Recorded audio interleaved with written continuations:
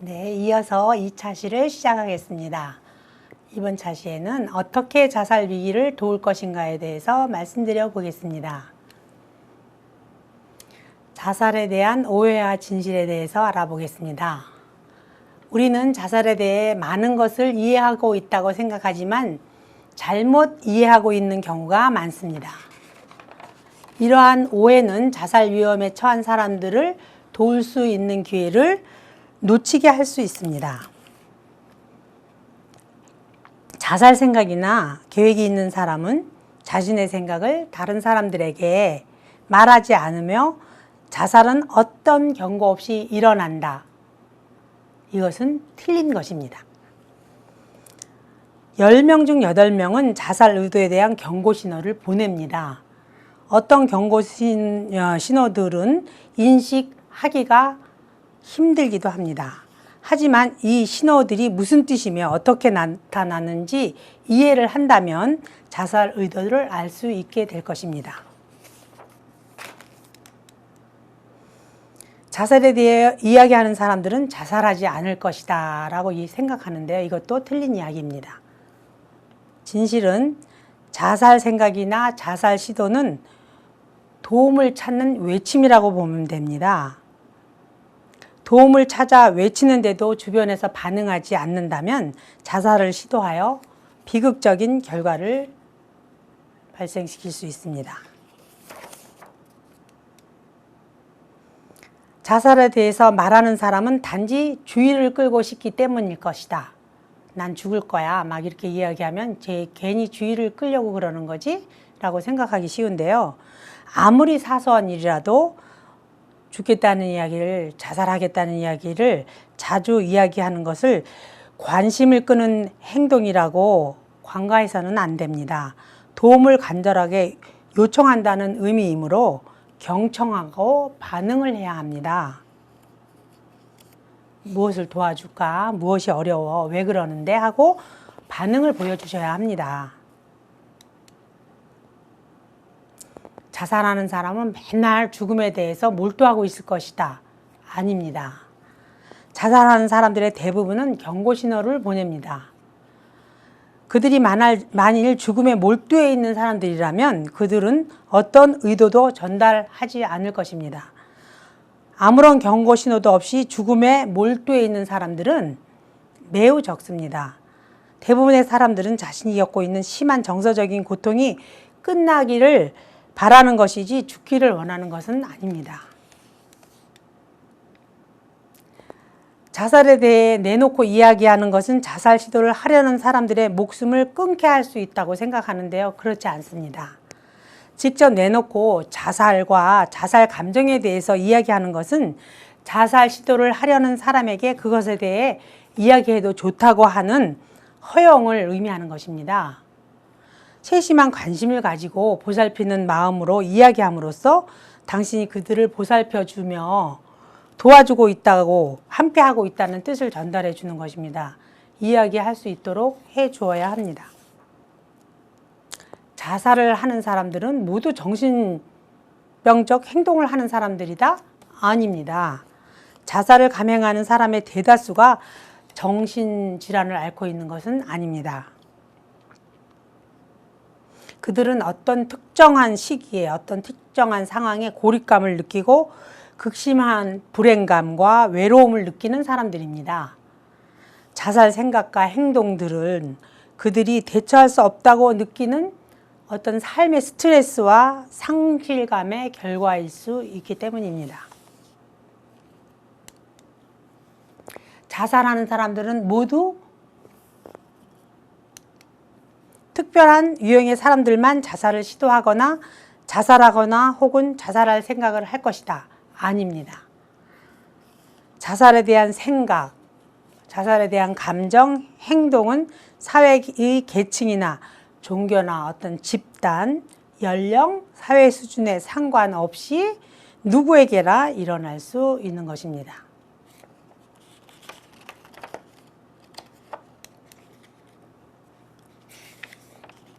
자살의 경고 신호를 확인해 보겠습니다. 자살 충동을 느끼는 사람들은 도움이 필요하다는 경고 신호를 주변에 보내고 있습니다. 보통 집단 내에서 일어납니다. 또한 한 사람이 몇 가지 서로 다른 신호를 보내기도 합니다. 일반적인 자살의 경고 신호를 알아보겠습니다. 상황에 대해서 알기, 경고 신호 상황에 대해서 알아보겠습니다. 중요한 상실과 관련된 문제들, 가족 중에 누가 사망을 했다든지 중요한 것을 상실했다든지 경제적인 걸 상실했다든지 이런 문제들, 성적 혹은 신체적인 폭력을 당했다든지 성폭력이라든지 신체적인 어떤 폭력을 당했다든지 혹은 이혼을 했거나 별거를 했다든지 약물 중독이라든지 알코올 중독 같은 문제, 그 다음에 직업을 잃었다든지 혹은 진학에 실패했다든지 대학에 떨어졌다든지 그런 문제죠. 그 다음에 내가 가출을 했다든지 어떤 범죄라든지 법정 문제라든지 그런 거에 연루되었다든지 수감이 되었다든지 이런 어떤 상황에 대해서 알게 된다면 이거는 일반적인 자살의 경고 신호가 될 수 있습니다. 또한 행동에 대한 관찰입니다. 자주 운다든지 갑자기 이유 없이 정서적인 폭발을 하는 겁니다.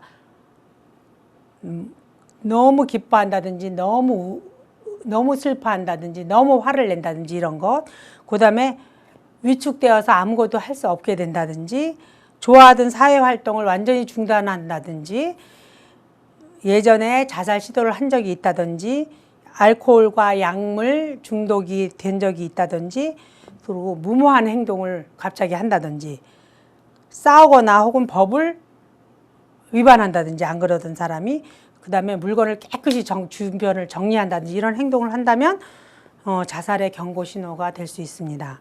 또한 신체적 변화에 대해서 질문하는 건데요. 외모에 관심이 갑자기 없어져서 완전히 씻지도 않고 지저분하게 그렇게 있다든지 몸에 힘이 없고 늘어져 있다든지 식욕을 상실해서 먹지를 않는다든지 혹은 잠을 못 자고 불면증에 시달리면서 몇 날 며칠 괴로워한다든지 성적으로 흥미를 상실해서 성관계를 전혀 부부인데도 하지 않는다든지 사소한 병이 증가돼서 온몸이 아프다고 여기 아프다 저기 아프다 계속 그런다든지 이런 것들도 자살의 경고 신호가 될 수 있겠습니다. 또한 생각을 경청해야 됩니다. 자살이나 죽음에 대한 이야기를 자주 이야기를 하는 경우라든지 자살 이렇게 죽은 사람이 있대 저렇게 죽은 사람이 있대 하면서 뭐 남을 빗대서 자살에 대한 이야기를 자주 한다든지 자살 계획을 이야기한다든지 이런 거 굉장히 위험하겠죠. 또 그다음에 모든 게 가치 없다고 생각하고 뭐 하는 게 어때 그러면 그런 거 아무 가치가 없잖아 그런 거 해서 뭐해? 그렇게 얘기한다든지 뭐든지 자기 잘못이라고 생각하면서 그거 다 내 잘못이야 하면서 지나친 죄의식을 느낀다든지 혹은 무기력과 절망감을 느끼면서 아무것도 하고 싶어 하지 않는다든지 외로움 그리고 회피 만나자고 해도 만나지도 않고 혼자 외로워하고 그런다든지 내 탓이야 하고 자기를 희생물로 삼는다든지 터널 비전 어디 터널에 갇힌 것 같이 자기 혼자 굉장히 빠져날 구멍이 없다고 생각하는 그런 마음을 갖는다든지 이런 걸 이야기한다면 이거는 굉장히 위험한 자살 경고 신호가 되겠습니다. 또한 느낌을 감지하는 겁니다. 항상 슬픔에 잠겨 있고 권태감을 느끼고 만사 귀찮다고 하면서 무감각하고 고뇌에 차 있고 별일 아닌 거에 계속 분노를 나타내고 절망감, 무력감, 무가치감, 아무것도 하기 싫어하고 이렇게 이런 상태가 있다면 혹시 자살 경고 신호가 아닌가 하고 주의 깊게 우리가 살펴봐야 되겠습니다. 자살의 경고 신호 확인하기 중에서 즉각적인 자살의 경고 신호를 살펴보도록 하겠습니다. 다른 사람들로부터 고립하고 회피합니다. 잘 만나던 친구들도 만나지 않고 모임에도 안 나가고 가족들도 안 만나고 모든 활동을 중단해요. 이런 건 굉장히 위험합니다. 직장이나 학교 수행을 학교에서 해야 되는 모든 일들을 하지 않게 됩니다. 그리고 잘 하질 못해요. 일상생활의 활동이 현저하게 감퇴됩니다. 그 다음에 자살 방법을 가르치는 책이라든지 인터넷 사이트를 자꾸 뒤져봅니다. 혹은 자살수단으로 사용할 수 있는 물건들, 독극물이라든지 로프라든지 약물 등 이런 것을 갖다가 모은 것을 보게 됩니다. 그 다음에 약물, 알코올, 도박, 음식, 성 등 사용이 증가하고 이것에 의존하게 됩니다. 그 다음에 세상에 대한 부정적인 생각과 비극적인 것에 집착하게 됩니다. 자기 충족, 예언, 나는 좋지 않은 사람이야. 나는 죽는 것이 더 나을 것 같아. 나는 필요 없는 사람이야. 이렇게 생각하게 됩니다. 그들이 상황과 미래에 대해서 공개적으로 절망감을 표현합니다. 나는 미래에 아무런 희망이 없는 사람이야. 뭐 이렇게 표현을 합니다. 이야기, 글, 다른 활동들, 영화나 책들에서 죽음에 관한 것에 그런 영화나 책들의 집착을 나타냅니다. 그 다음에 마지막인 것처럼 모든 주변을 정리하고 마음을 정리하고 여태까지 잘못했던 걸 결점을 다 고치겠다고 하고 받았던 상장들 그런 것들 다 버립니다. 정리합니다. 주변을 깨끗이 정리하는 모습을 보입니다. 혹은 다른 사람들을 향해서 끝없는 적대감을 나타내거나 부정성을 보여주거나 혹은 방어성이 증대됩니다. 미래 계획을 세우는 것을 전혀 하지 않습니다. 회피하거나 책임감 그런 걸 무시합니다. 내가 알게 뭐야 그런 거. 나는 책임 없어 막 이렇게 이야기합니다. 삶이 끝난 것처럼 이야기합니다. 그리고 슬픔과 부정과 평온과 확신에 대해서 설명할 수 없이 갑자기 마음이 왔다 갔다 급변하는 갑작스러운 태도 변화를 보입니다. 이거는 굉장히 위험한 자살에 대한 경고 신호들입니다.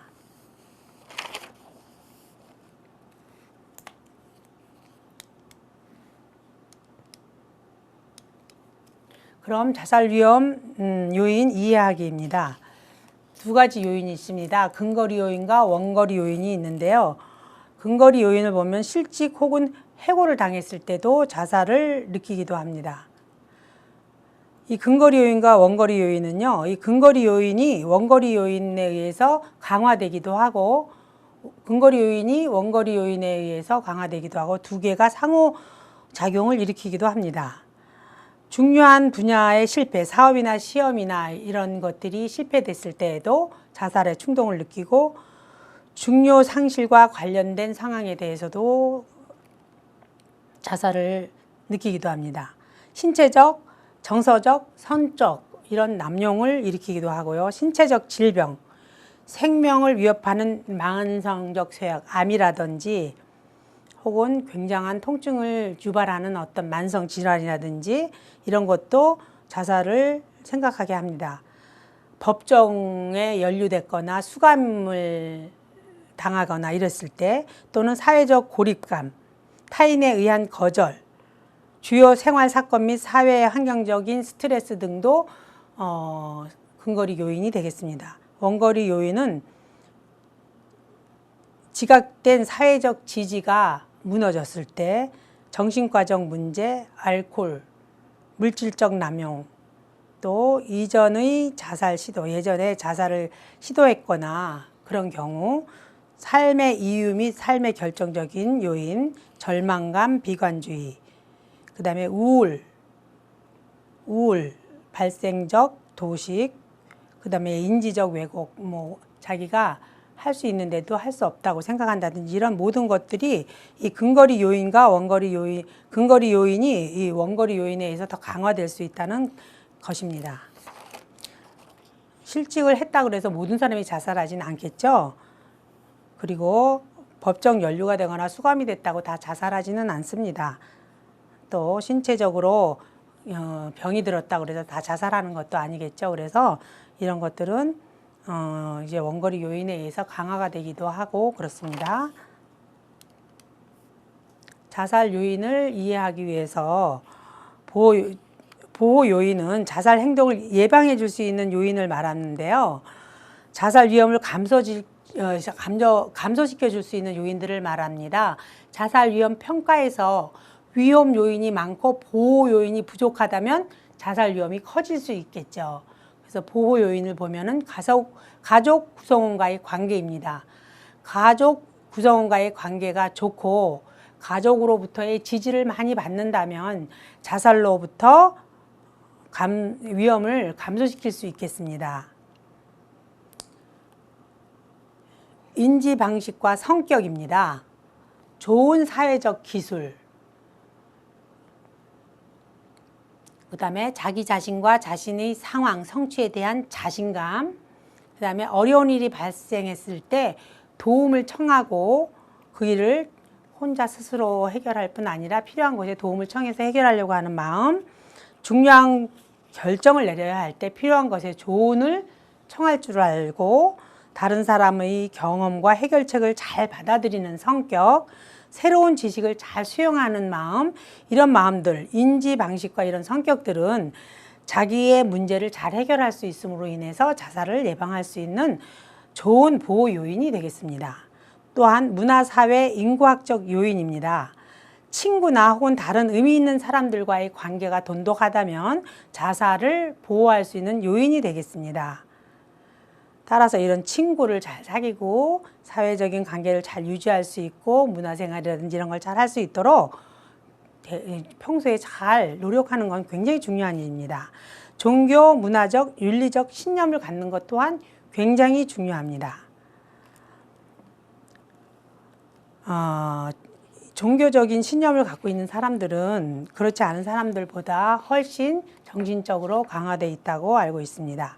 지역사회 보호입니다. 어떤 지역사회에서 하고 있는 보호 이런 것들 또한 굉장히 중요하죠. 그리고 만족한 사회생활입니다. 만족한 사회생활은 자기의 어떤 직장에서의 만족 혹은 어떤 여가생활에서의 만족 그런 것들을 말합니다. 그 다음에 사회적 통합, 그건 완전한 고용, 건강한 여가선용 이런 것들을 말합니다. 정신건강보호 및 서비스 접근 이런 것도 굉장히 중요한 정신건강보호 요인이 되겠습니다. 이런 것들은 본인도 역시 열심히 노력하고 사회적으로도 열심히 이런 것들을 구축해 줄 수 있는 노력이 필요하겠습니다. 그 다음에 자살 위기자를 발견했을 때 돕는 방법 중에서 이거는 10가지 4점 척도로 이 질문을 해보는 건데요. 이거 자살에 대한 생각을 해보신 적이 있습니까? 혹은 현재 생활 스트레스로 인해 얼마나 고통을 느끼고 계십니까? 자살하기 위해 어떤 계획을 갖고 있습니까? 혹은 자살을 하기 위해서 어떤 준비를 해 오셨습니까? 이전에 자살을 시도해 본 적이 있습니까? 심리적 문제로 정신과 치료 혹은 상담을 받은 경험이 있습니까? 알코올이나 약물을 복용하였습니까? 지금 현재 사랑하는 가족이나 친구가 자살한 적이 있습니까?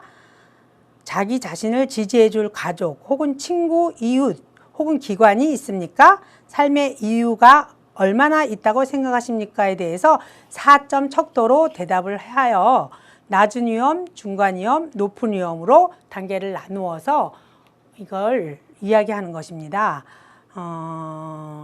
자살 위기를 발견했을 때 적절한 도움을 찾기 위해서 굉장히 중요한 평가이기 때문에 어떤 사람을 만났을 때 이 사람이 자살을 할까 안 할까 자기가 객관적으로 스스로 판단하지 말고 이런 걸 통해서 객관적으로 판단하면 많은 도움이 되겠습니다. 자살 위기자를 발견했을 때 자살 위험이 가장 낮게 나온 0에서 19점의 관계 19점 자살 위험이 낮은 사람에게 대응하는 방법은 문제를 충분히 경청하고 공감하면서 그들의 고통과 불행을 이해하려고 힘쓰면서 도움이 필요하면 언제든지 함께 하겠다. 언제든지 망설이지 말고 도움을 요청하도록 하고 전문가에게 도움을 받으러 갈 수도 있다 하는 것을 알려주는 게 굉장히 중요합니다.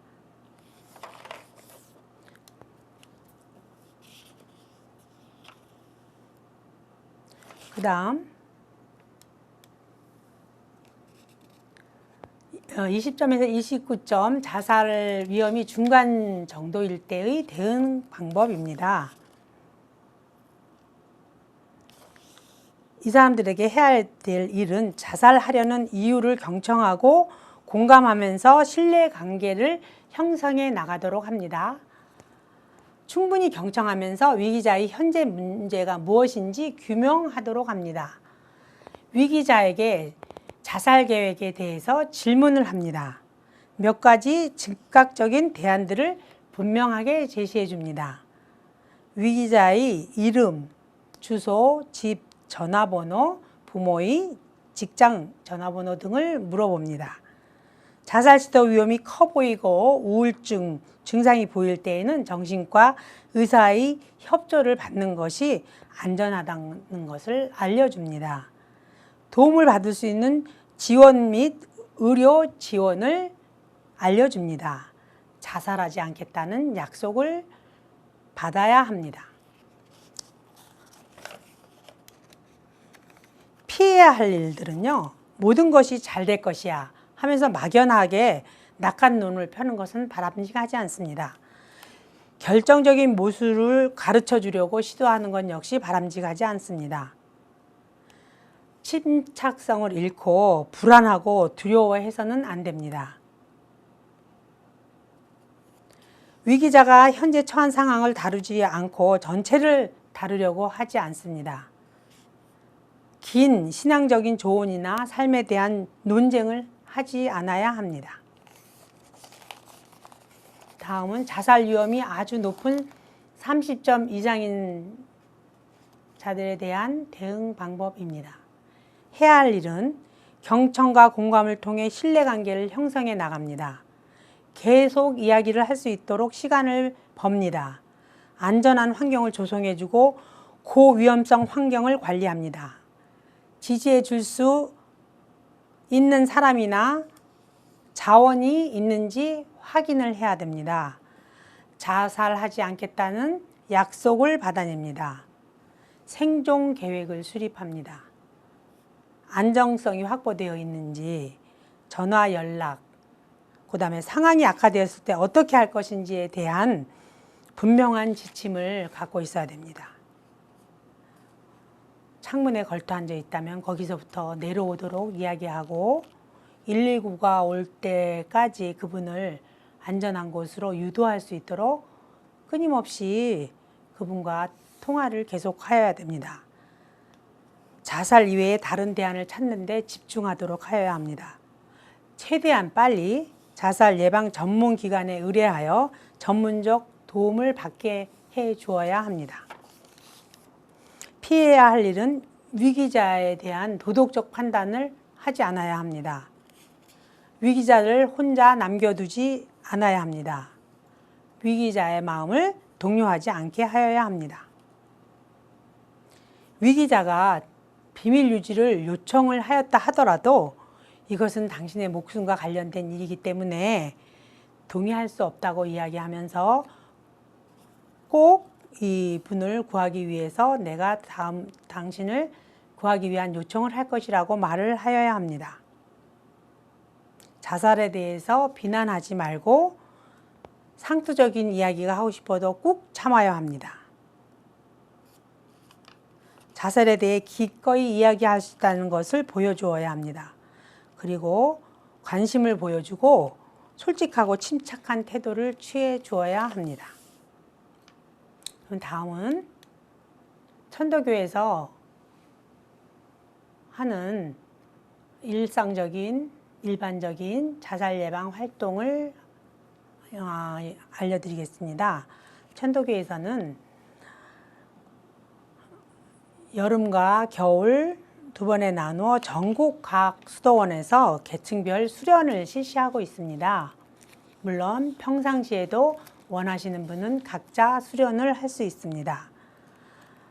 수련 목적은 각자가 정하여 할 수도 있고 이번에는 모시고 새롭게 신앙 회복과 가정 포독, 이웃 포독, 또 사회 포독, 교회 중흥을 목적으로 하였습니다.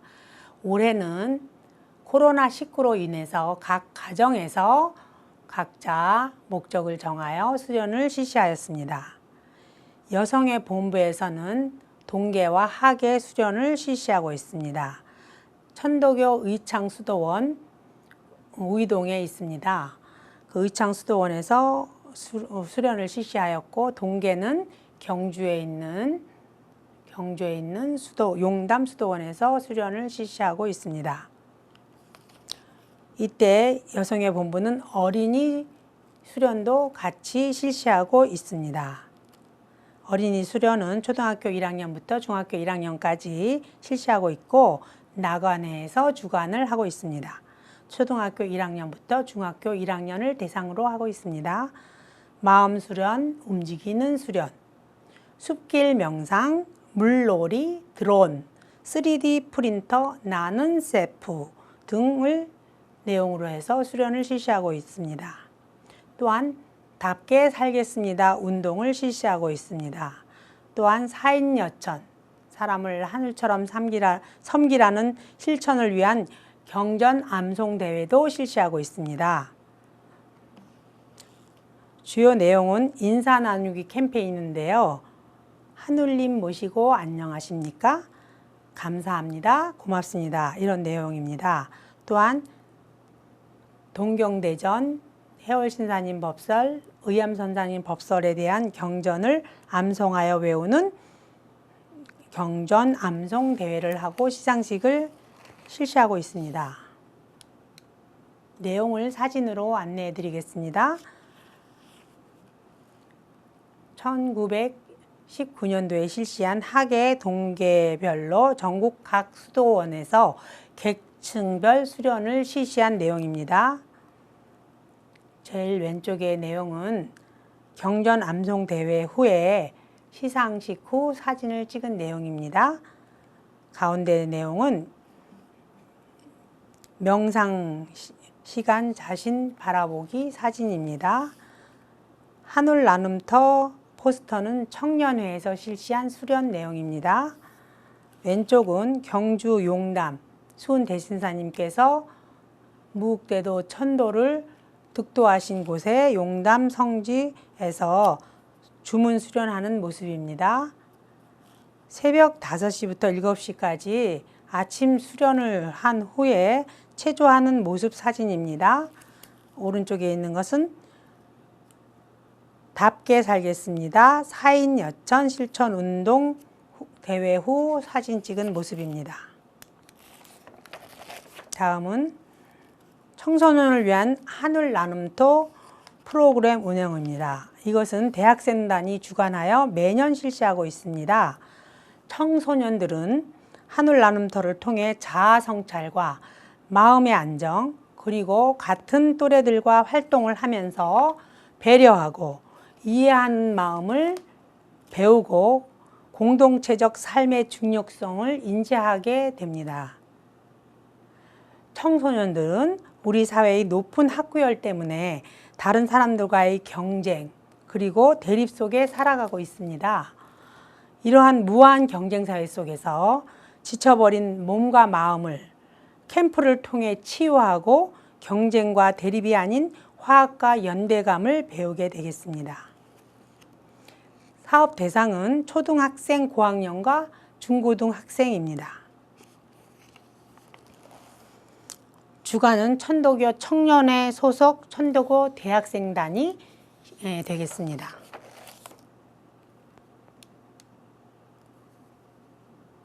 세부 프로그램을 보면 대관령 양떼못장을 탐방하기도 했고요. 천도교 수련법 이해를 위한 명상 시간을 갖기도 하였습니다. 천도교 가르침이 담겨있는 경전을 읽고 그 안에 있는 내용을 생각함으로써 가치관 확립에 도움을 주는 경전 공부도 하였고요. 도전 골든벨을 통해서 모두가 화합하여 문제를 푸는 해결, 연대감을 느끼기도 하였고요. 하늘 먹기, 식사 시간에 하늘 먹기라고 하여 천도교에 오관실행이 있는데요. 매 일요일 날 11시에 시일을 보는데요. 모여서 교당에 그 시일이라든지 청수, 아침 5시, 저녁 11시, 저녁 9시에 맑은 청수 한 그릇을 떠놓고 가족이 모여 앉아서 주문을 외우죠. 그 청수, 그 다음에 주문, 21자 주문, 그 다음에 성미. 아침 저녁으로 식사를 준비할 때 쌀을 식구수만큼 한 수저씩 뜨면서 심고를 합니다. 가족을 위해서 기도를 하는 걸 말하는데요. 그 성미를 떠놓는 거, 그 다음에 기도, 심고죠. 이걸 오관이라고 그러는데 중 하나인 성미뜨기를 체험하는 것입니다. 한 끼 식사를 깃든 수많은 노고에 감사하면서 먹는 법을 배우는 성미뜨기도 하고요. 보법 수련은 천도교 수련법의 하나로 좌식 수련과는 달리 동적인 수련으로 정신을 올곧게 할 수 있는 걸으면서 하는 수련법을 말합니다. 그다음에 천독성 부르기, 그다음에 수호천사 캠프를 진행하는 동안에 자신을 지켜주고 도와줄 사람을 관찰하면서 서로를 도와주고 선행을 베풀면서 이해심을 높이고 배려심을 길러주는 활동입니다. 그 다음 동덕사냥. 청소년들은 사춘기에 많은 고민과 생각을 하게 되는데요. 풀리지 않은 문제들을 지도교사가 직접 고민을 받고 상담을 해주면서 청소년들을 고민을 해결하고 더욱더 성장할 수 있는 계기를 마련해 주는 시간입니다. 또한 강좌가 있는데 언어 인성 강좌입니다. 청소년들의 욕설, 언어 폭력을 예방하기 위한 강의로 학교 생활이나 인터넷상에서의 언어 사용에 대한 에티켓을 배우고 언어 예절을 숙지함으로써 상대방의 배려와 대인관계 개선에 도움을 주는 내용입니다. 그 다음에 자존감 향상 강의도 있고요. 또한 이제 서로의 친목을 도모하기 위한 물놀이도 하고요. 안전수칙 강의도 하게 되겠습니다. 굉장히 다양한 활동을 통해서 학생들의 스트레스를 해소해주고 천도교의 깊은 내용을 배우는 아주 좋은 프로그램이 되겠습니다. 다음은 학예 수련 때 있었던 일들입니다. 용담성지 수도원에서의 득도하신 곳에서의 수련 모습이고요. 그 다음에 경전 공부하는 모습이고요. 교리교사 공부하는 모습이고요.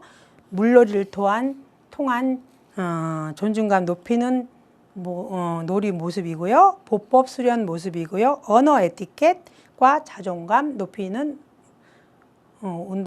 활동 모습입니다. 그 다음에 청소년 마음 수련 목적 수련회도 활동을 하고 있습니다.